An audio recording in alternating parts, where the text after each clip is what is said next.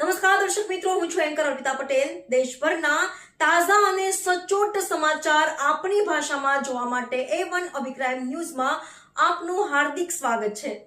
હવે જોઈએ મુખ્ય સમાચાર। Gandhidham B division police station વિસ્તારમાંથી ચોરી છળકપટથી મેળવેલ ખાંડના જથ્થા સાથે 3 આરોપીને પકડી પાડતી લોકલ ક્રાઇમ બ્રાન્ચ પૂર્વ કચ્છ ગાંધીધામ પોલીસ મહાનિરીક્ષક શ્રી ચિરાગ કરોડિયા સાહેબ સરહદી રેન્જ ભુજ તથા પોલીસ અધિક્ષક શ્રી સાગર બાગમારા સાહેબ પૂર્વ કચ્છ ગાંધીધામના તરફથી જિલ્લામાં બનતા મિલકત સંબંધી ગુનાઓ શોધી કાઢવા તથા અટકાવવા માટે જરૂરી સૂચના આપેલ હોય, જેથી NN Chudasama police inspector LCB નાઓની આગેવાનીમાં LCB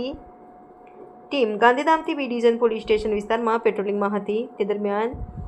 બાતમી હકીકત મળેલ કે રાજેશ ઉર્ફે રાજુ ભાનુશાળી રહે ગાંધીધામવાળાના કબજામાં ભોગવટાના plot number 74 sector 10 AGIDC ગાંધીધામવાળા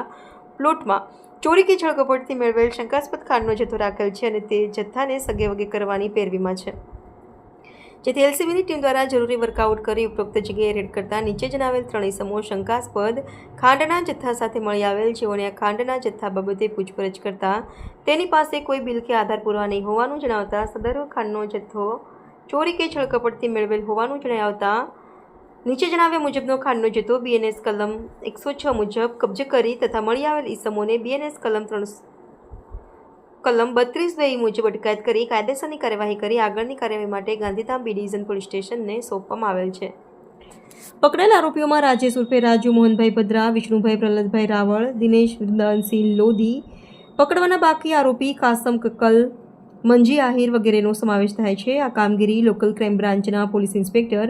NN Chudasama તથા police sub inspector DG Patel તથા LCB સ્ટાફ દ્વારા કરવામાં આવેલ છે। રિપોર્ટર ભરત ઠાકુર, કચ્છ।